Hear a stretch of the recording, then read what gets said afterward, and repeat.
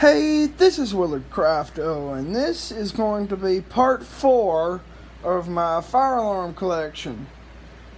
So, right here I have a bunch of miscellaneous alarm stuff, just like trim plates and stuff like that. So, I don't have very much, but oh well.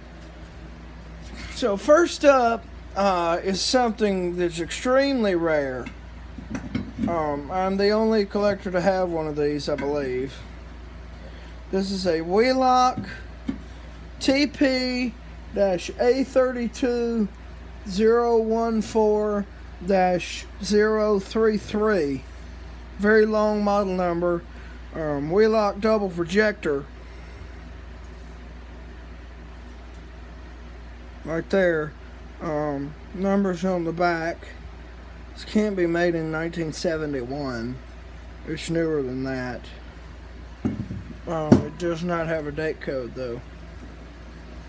Right here is a Firelight BG6 back box.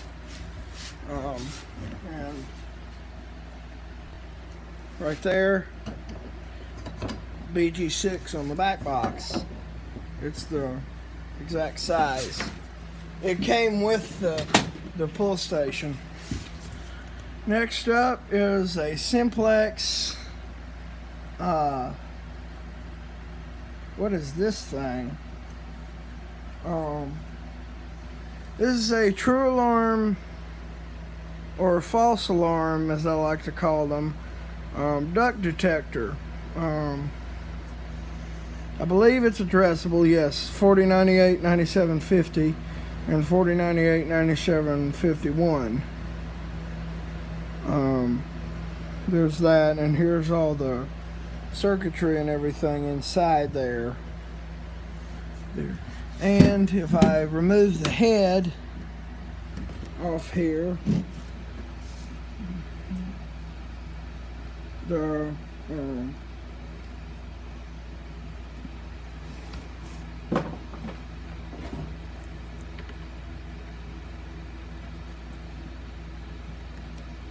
it takes a screwdriver to press down on a tab in there.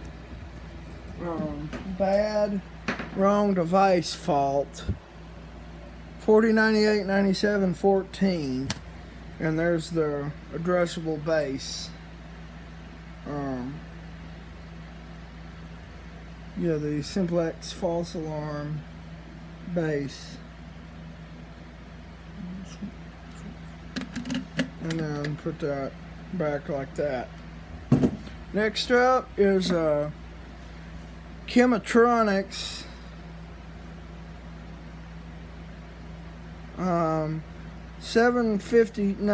model 601 heat detector.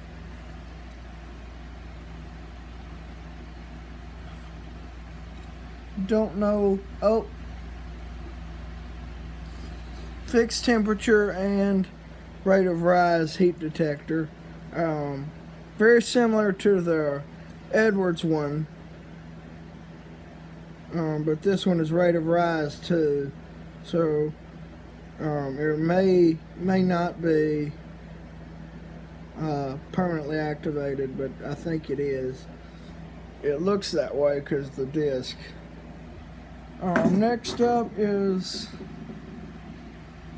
a Federal Signal trim plate, and it has the really old Lightning Bolt F, model SF, I believe.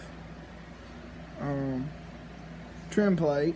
I used that in the old system because the screw hole pattern on it. Next up is a system sensor duct detector, model DNR, and the smoke detector inside of it. We'll take the cover off.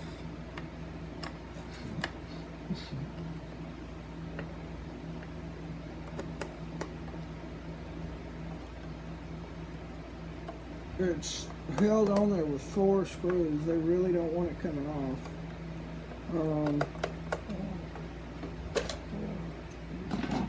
So here's the insides of it.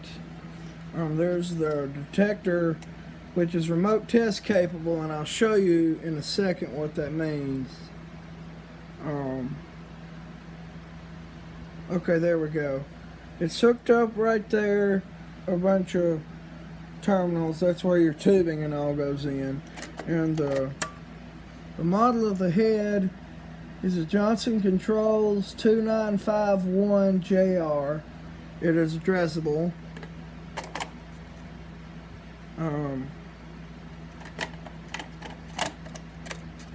Right there. And screw that back in later. Now we have 2 sync modules. This one is a system sensor. Where's the model? I really should remember this. Oh.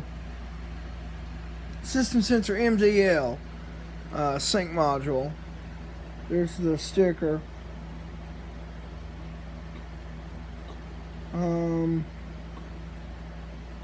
There's all your terminals and your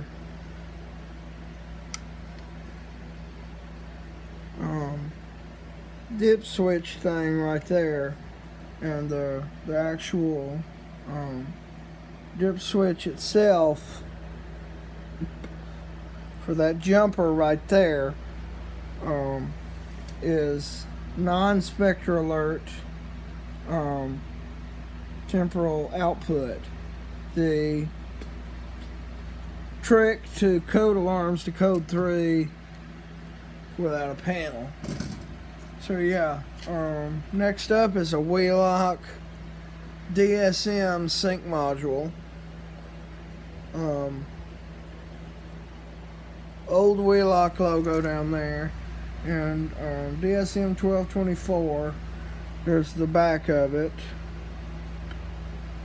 All that. I have made this thing work.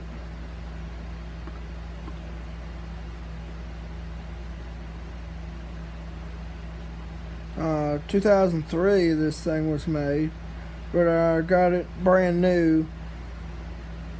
So yeah. And finally,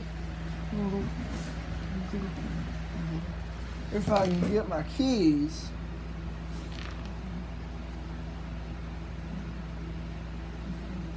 okay, there. Next up we have a system sensor RTS151 key.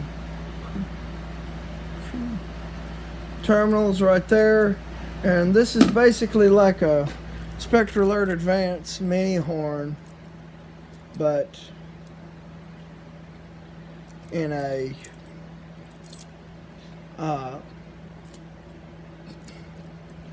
Spectra Alert form. I don't know what key it takes. Not that key. Let's try a Silent Night key. It fits, but it doesn't work. Good old notifier key that works in all of them. That doesn't even fit. And a firelight key doesn't fit. Oh. Or it uses a weird key. An A135 key. And it's reset and test right there. And lastly, I have the cabinet from a Silent Night 5820 panel. It's just the cabinet, it's not a panel. I want a panel, but I don't have one. So that's the wiring diagram, and I use it as a storage cabinet. But yeah, that is finally all of my fire alarms. So thank you for watching, and I'll see you next time.